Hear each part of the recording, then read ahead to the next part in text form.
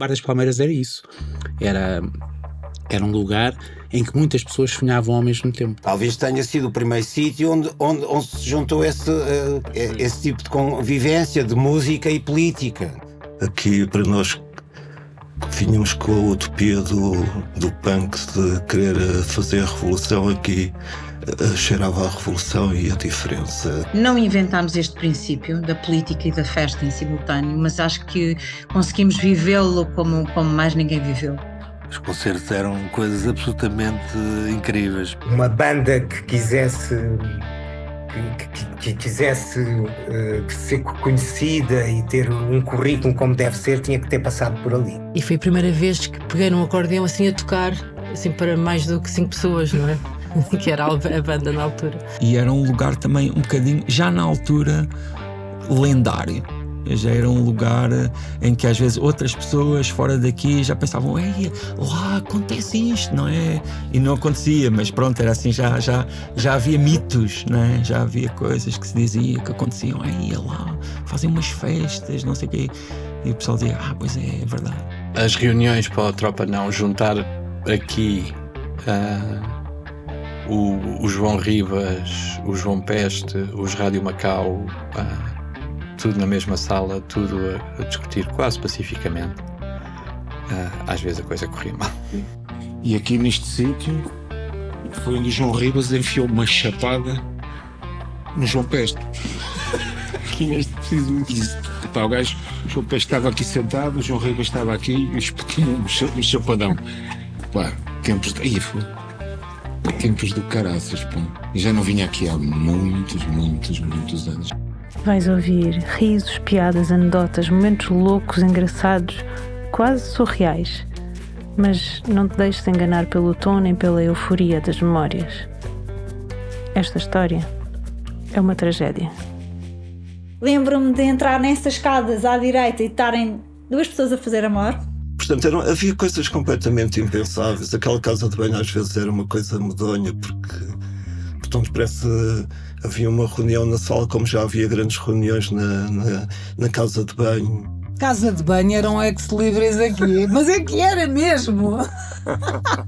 De certa maneira aquilo funcionava, apesar de, pronto, pessoal, ser juventude e um bocado anárquico e não sei o quê, mas sim, mas funcionava com essa magia, vá. Mas uma vez que se vinha ao Bar das Palmeiras, depois era assim viciante. Grande parte das pessoas que ainda hoje são minhas amigas era malta que conhecemos-nos lá. Até acho que foi o primeiro sítio noturno onde entrei em Lisboa. Para mim, os sítios onde normalmente acontecem coisas,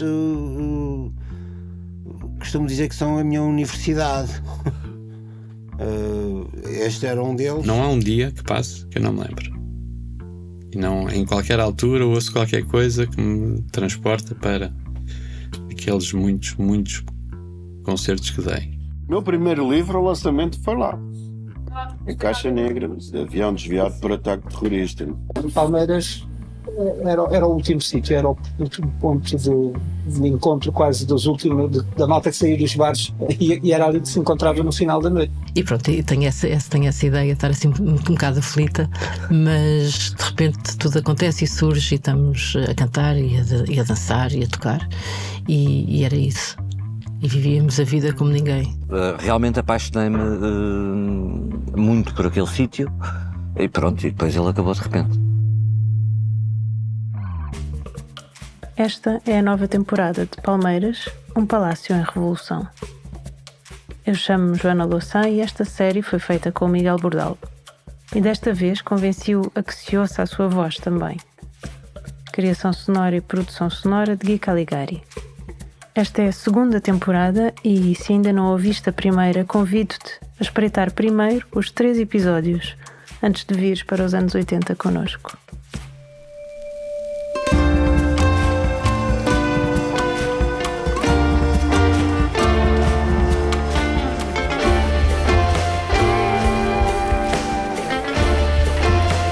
Palmeiras, um palácio em revolução. Ela é a sede, edifício aristocrata caído em desgraça por lutas entre herdeiros no início dos anos 70. Num tempo cheio de istas e de siglas, ela foi ocupada em 75 por jovens trotskistas que tiveram de defender a ocupação contra maoístas. Agora estamos nos anos 80. Os jovens vão deixando de ser tão jovens assim. Tinha combinado com quem está para me ouvir que na primeira temporada, em sinal dos tempos vividos, nos tratávamos na primeira pessoa do plural. Agora, o céu está cinzento. É uma altura em que parece que não há alternativa. Ficou tudo mais individual e por isso vamos ao tu. Falaram, por ordem de chegada, Luís Osório, Tó Trips, Luís Morgadinho, Cecília Honório, Heitor de Sousa, Alexandre Freitas, Sandra Batista, José Luís Peixoto, José Fabião, Carlos Antunes, Rita Godinho, Teresa Milheiro, Fernando Faustino e Pedro Loi Duarte, Dina Nunes, Ana Alcântara, Ricardo Alexandre, Tó Trips, Carlos Antunes, Tiago Gomes, João Moraes, Sandra Batista e Pedro Carraca.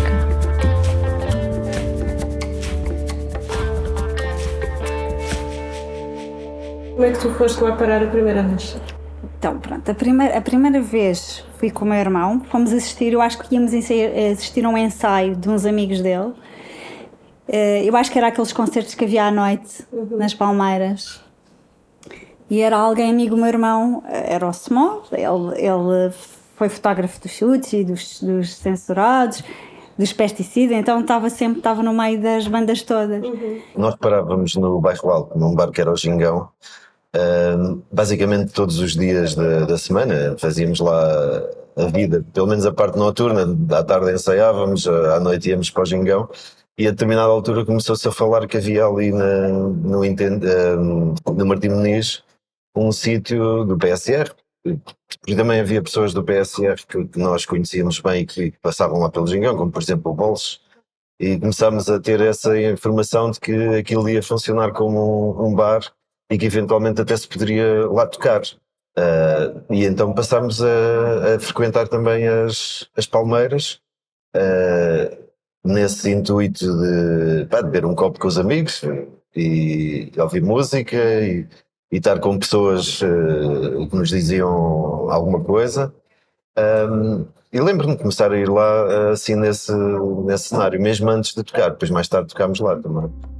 Ouviste a Rita Godinho, irmã do Sumol, alcunha do fotógrafo Pedro Lopes, e Luís Varatojo, músico na altura dos Pesticida. A descrição da semana passada no Gingão, no Bairro Alto, foi semelhante à de muitas outras pessoas com quem falei, e dá-me a impressão que era como se Lisboa se dividisse em dois tipos de pessoas, sem meias medidas. Quem saía à noite e quem era da noite, da night, como várias pessoas me descreveram, e quem não saía. E quem saía, saía intensamente. Quem era mesmo da noite. Agora vamos ao Ricardo Alexandre, jornalista e muito amigo de João Aguardela, músico na altura dos Sitiados. E depois, João Pedro Almendra, músico. Fui com aquele que era na altura o meu único amigo em Lisboa, que eu sou do Porto, que era o João Aguardela. Eu tinha conhecido o João no Porto porque ambos andávamos, com mais um amigo comum, andávamos a tentar seguir os chutes e pontapés para todo lado em concertos, desde a saída do álbum do Cerco em finais de 85. O João tinha começado a ir aos concertos com um amigo meu, ou a encontrar-se em concertos com um amigo meu que era 2 anos mais velho. E isso nessa altura faz a diferença, não é? Eu comecei a ir aos concertos um bocadinho depois deles, uns meses ou meio ano depois deles, se quisermos. Portanto, já os Sitiados estavam a começar e lembro de ir às Palmeiras a primeira vez com o João. Sei lá, passado algumas vezes de ter ido lá, cheguei a estar uma noite lá a ajudar a servir copos no bar. Tenho mesmo memórias muito, muito queridas desse tempo.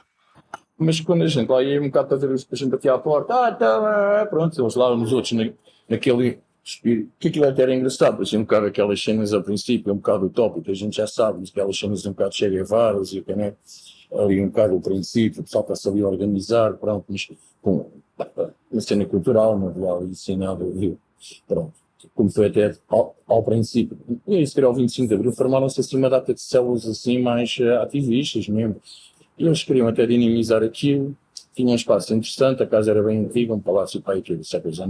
Para resumir um pouco, o João Pedro Almendra vai descrever como bateu à porta das Palmeiras, onde estava a ensaiar um amigo seu, Jorge Bruto, da banda Emílio e a Tribo do Rum. Agora eu digo isto, mas já lá vão aqui 30 mocas, 40. Pronto, eu andava à procura de ganza, descia a avenida, coisa, descia ali no Socorro, coisa, fui ali, sabia coisa.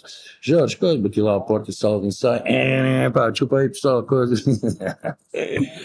Pronto, saí dali e entrei dentro do metro. Entretanto, pá, naquela altura também era um bocado mais fácil, éramos mais novos, íamos mais à noite, um gajo convivia mais. Pronto, também a vida era diferente, um gajo fazia mais contatos. Não vi estas cenas das redes sociais, muita gente tinha que ter outro tipo de contato. Só o telefone não chegava, muitas vezes estava barrado.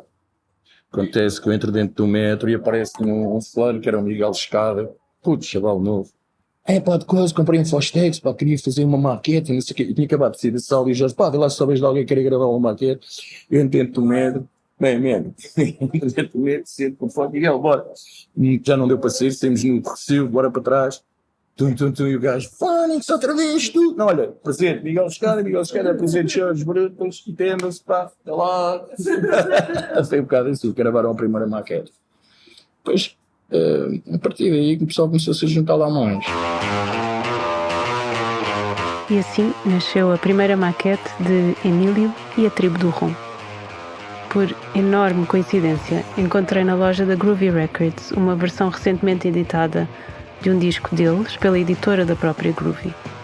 E no verso do disco está escrito: as músicas ao vivo foram gravadas em cassete nos concertos, outras fizeram parte de maquetas, como o trabalho do Escada e do Peter. Com efeito, 5 das 16 músicas do álbum, segundo a legenda, foram gravadas por Miguel Escada no PSR a 15 de fevereiro de 1987. Confere. Mas adiante, a melhor descrição sobre como foi parar às Palmeiras é do José Luís Peixoto, escritor.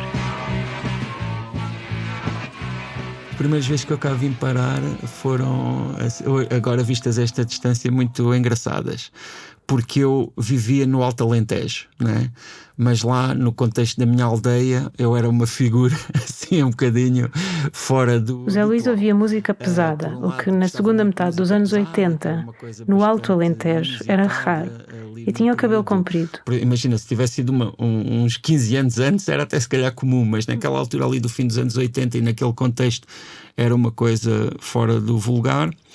E depois também ao mesmo tempo, a partir daí, veio de certa forma uma politização que tinha que ver também um pouco com aquilo que eu absorvia a partir desse tipo de música e desse tipo de cultura, que era que circulava de uma forma que hoje em dia é assim um pouco romântica, que era o que nós chamávamos o underground.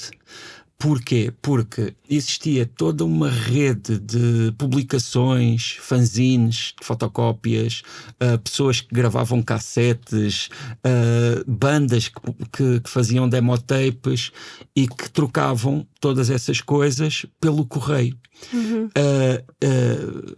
Lembro-me que entrei nisso assim através de um anúncio no Blitz, né? O Blitz era também uma instituição, o jornal. E lembro-me de ver num anúncio, depois devo ter escrito para algum apartado, uma coisa assim, e recebi uma carta que provavelmente vinha cheia daqueles panfletozinhos, aqueles flyers que se faziam, e depois comecei a pedir uns para os outros. Pronto, passado uns tempos estava metido nesse mundo. Também eu próprio lá com os meus amigos fizemos uma banda que chamámos Hipocondríacos, que tinha assim umas letras também interventivas contra o serviço militar obrigatório, contra o cavaco, contra, sei lá, uma série de coisas. Na maior parte das vezes era sempre contra. Entretanto, terminou o secundário e veio estudar para Lisboa na Faculdade de Ciências Sociais e Humanas, onde, de repente, todo o mundo do underground, que até então tinha sido acessível apenas pela caixa do correio, passa a existir ao vivo e a cores. Tinha uma aproximação grande assim à cena anarquista, que era o CCL. O CCL, acho que até ainda existe, era um centro de cultura libertária, assim se chama, mas que na verdade era um primeiro andar em Cacilhas. Havia depois também aqui muito perto a Batalha, o jornal, que aí era uma coisa de certa forma de outro mundo, porque ainda na altura haviam lá pessoas que tinham passado pela Guerra Civil de Espanha, pessoas que tinham Além memórias. disso, tinha amigos que frequentavam as Palmeiras e assim foi lá parar, finalmente. Havia o PSR, que eu já tinha acompanhado mesmo enquanto estava no Alentejo, até antes de eu poder votar, e que também tinha uma forma de comunicar muito especial, também falava de uns temas muito especiais, com os quais eu me identificava, embora não tivesse assim uma compreensão de tudo o que significava, não é? Ainda assim, eu percebia que, de certa forma, era a minha gente.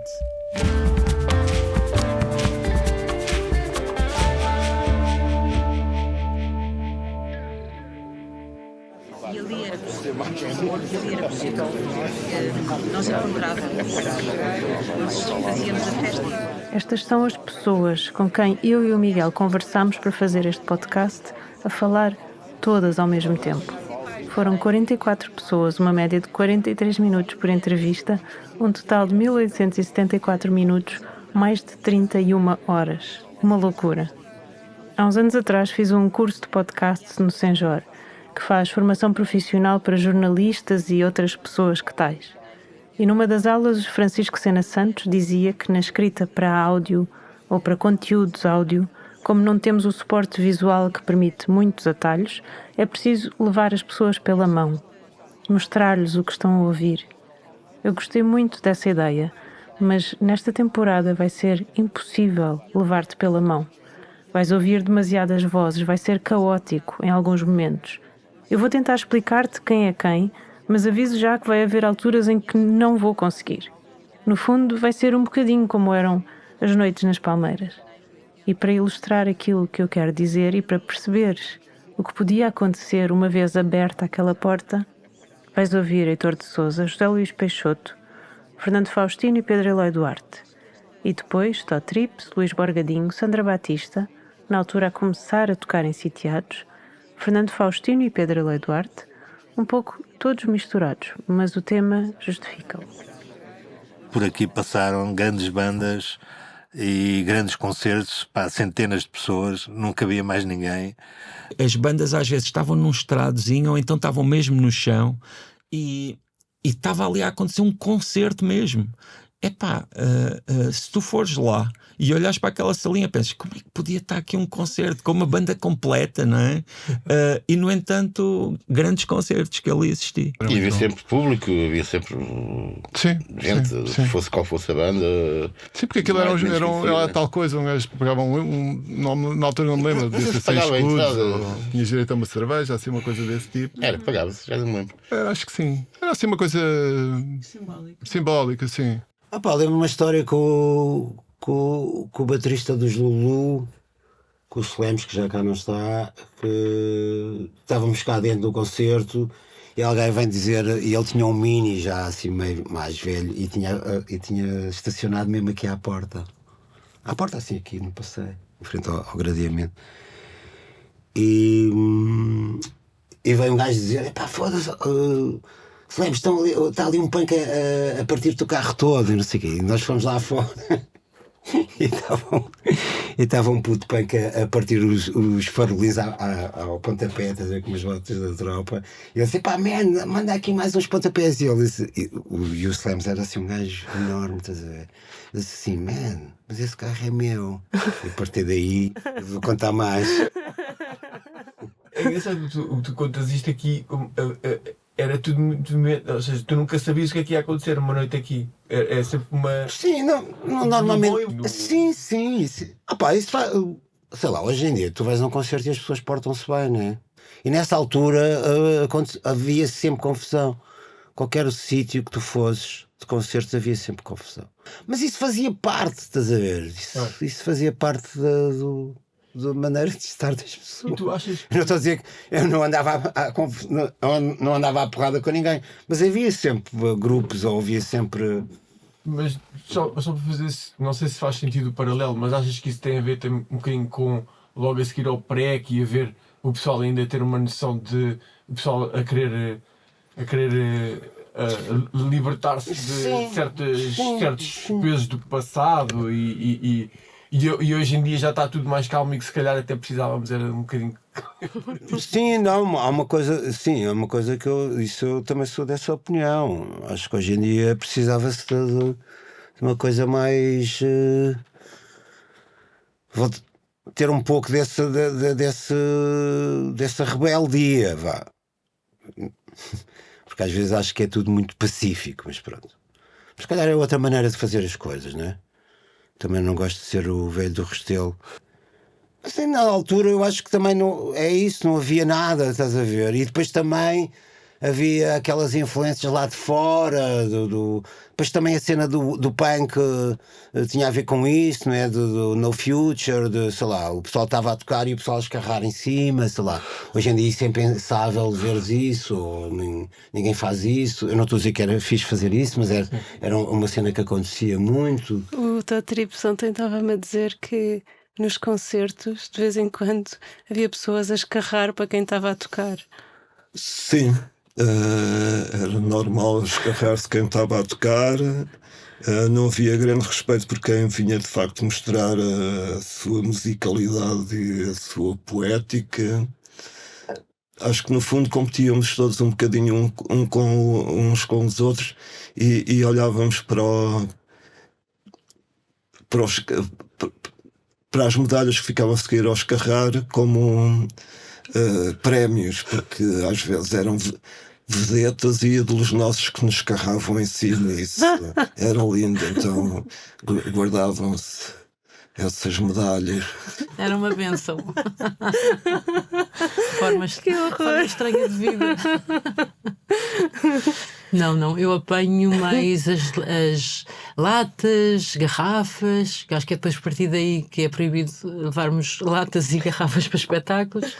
Levávamos esse tipo de coisas, mas era num sentido fixe, no sentido tipo, estou aqui e dávamos uma garrafa, mandavam sutiãs para cima de um palco, flores, camisolas, t-shirts, sapatos. Cuecas nunca? Cuecas não me recordo, não. E o disparate também era depois nos autógrafos, as miúdas a quererem autógrafos no meio dos peitos, sabes? Ao pé do rabo. E tu não ligavas nada. Elas estarem a pedir. Eu acho que hoje em dia, eu não sei, eu acho que tinha outra cotação. Eu não sei explicar isto, mas tu no momento era ok, até te rias um bocado e tal, mas era perfeitamente normal, porque era um desejo daquela pessoa ter ali no peito a assinatura do seu artista. Às vezes como estávamos em cima do palco, tanto aqui como noutras salas mais pequenas, se conseguíssemos puxar pelas cordas do baixo, ou a música que estava em cima do palco também acontecia, ou desligar a luz ao pessoal que estava a tocar, desligar o PA. Havia assim uma série de aventuras. Sim, havia muita rudeza desse tipo, era um bocado. A coisa não era fácil, não, porque havia pessoal que, pronto, por motivo ou outro, ou queriam chamar a atenção, ou de alguma maneira não gostavam da banda e que se tornavam mesmo, pronto, efetivos, não é? Engraçado, há coisas que mudaram tanto, não é? Sim, havia sempre porrada nos concertos. Havia ou era o bêbado, ou era os skins, ou era os rockabillys, ou era o não sei quantos, o punk não sei quantos. Havia sempre confusão, mas não era por causa disso que a malta deixava de ir, portanto isso fazia parte as pessoas eram menos passivas nesse sentido, ou menos civilizadas, como eram de dizer. Tem os dois lados. Mas pronto, mas era o que era.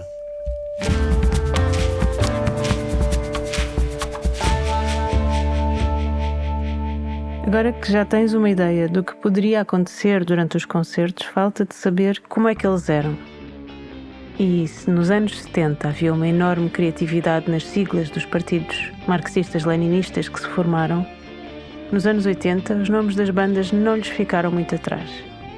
Luís Morgadinho, Sandra Batista, Raul Gonçalves, também conhecido como Scalgés, Ana Alexandrino, Tiago Gomes, Rita Godinho e José Luís Peixoto. E que concertos é que te lembras de ouvir? Os K4, S80, os clandestinos.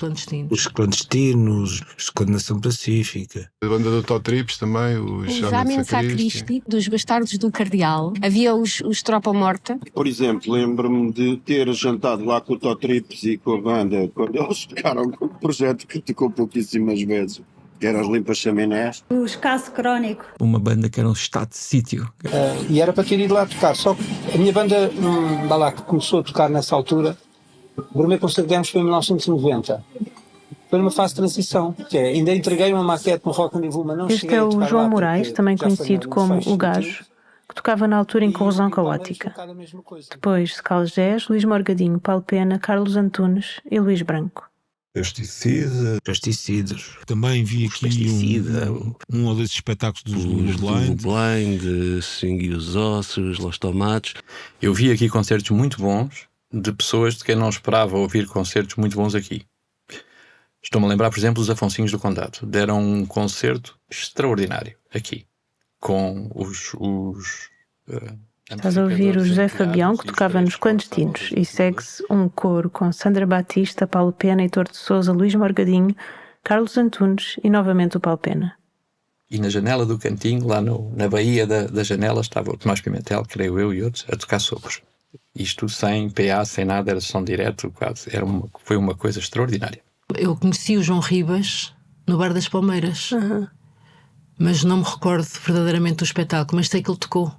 Os censurados. Eu gostava muito quando os censurados, eu gostava muito. Os censurados tocaram aqui, depois chegaram a estar a perdida também, depois, quando acabaram os censurados, acho que também chegaram a tocar aqui. O Jimba também, vi um espetáculo do Jimba aqui também, muito engraçado. Foi tal logo dos primeiros que eu vi. Acho que foram os Afonsinhos do Condado. O primeiro concerto logo dos Sitiados, porque eu não conhecia os Sitiados, não conhecia o João, e a primeira vez que venho cá estava um pouco atrasado, devia ser, não sei, meia-noite, e entrei, e a primeira coisa que vejo é o João a tocar acordeão e a tocar uma música que era o Soldado, que era uma espécie de fado. E era uma música importante porque era uma música aqui de ligação com o Bar das Palmeiras e com o PSR, porque era uma coisa antimilitarista, uma música antimilitarista, e achei que tinha visto uma visão, tipo, era de facto uma visão. Era que, sabes, quando tu reconheces uma pessoa e é uma pessoa diferente de todas as outras e não sabes muito bem quem é, mas sabes que aquela pessoa é especial, e foi assim. Depois tornámos muito amigos. Portanto, esse concerto é um concerto mítico. Veio nomes grandes da altura a passarem por esta casa. Muita gente foi-se infeliz aqui, sem dúvida. Este bar traz boas memórias. Vi aqui tanta coisa que perdi completamente. E a verdade é só uma, já lá vão 30 e tal anos, é difícil de recordarmos tudo. Nesta reta final, o Luís Osório descreveu a primeira vez que viu o João à Gordela. E seguiram-se o Luís Morgadinho, Scalgés e Carlos Antunes. Estás aos poucos a voltar a habitá-la, a ela, a sede, que agora vai começar a mudar de nome para Elas, as Palmeiras. No próximo episódio vamos continuar o caminho e perceber como o raio é que elementos dos Chutos, dos Pesticida e de tantas outras bandas passavam a noite de Natal com ela. Este foi o primeiro de não sei muito bem quantos episódios da segunda temporada de Palmeiras, um Palácio em Revolução. Se gostaste, partilha-o com os teus amigos, deixa uma avaliação ou um comentário onde quer que o tenhas ouvido. Parece palerma, mas toda a divulgação ajuda. Realização, narração, escrita e edição de Joana Louçã e Miguel Bordal. Criação sonora e produção sonora de Gui Caligari. Neste episódio ouviste excertos das músicas Soldado, de Sitiados, e Roque das Caveiras, de Emílio e a Tribo do Ron. Participaram neste episódio Alexandre Freitas, Ana Alcântara, Ana Alexandrino, Carlos Antunes, Cecília Honório, Dina Nunes, Fernando Faustino, Heitor de Souza, João Moraes, João Pedro Almendra, José Fabião, José Luís Peixoto, Luís Branco, Luís Morgadinho, Luís Osório, Luís Varatojo, Paulo Pena, Pedro Carraca, Pedro Eloy Duarte. Ricardo Alexandre, Rita Godinho, Sandra Batista, Scalgés, Teresa Milheiro, Tiago Gomes e Totrips. A todas estas pessoas, muito obrigada. Segue Palmeiras, um Palácio em Revolução na tua plataforma de podcasts Deixa a tua avaliação e envia os teus comentários.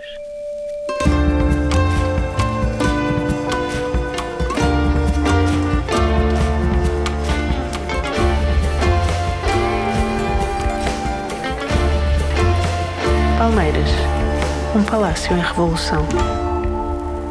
Esse podcast é uma produção da Muxirão Edições, que transporta vozes para comunicar a tua e a nossa história. Dá o like na sua plataforma de podcast preferida, acesse as nossas redes e o nosso site. Produção Muxirão Edições, com X.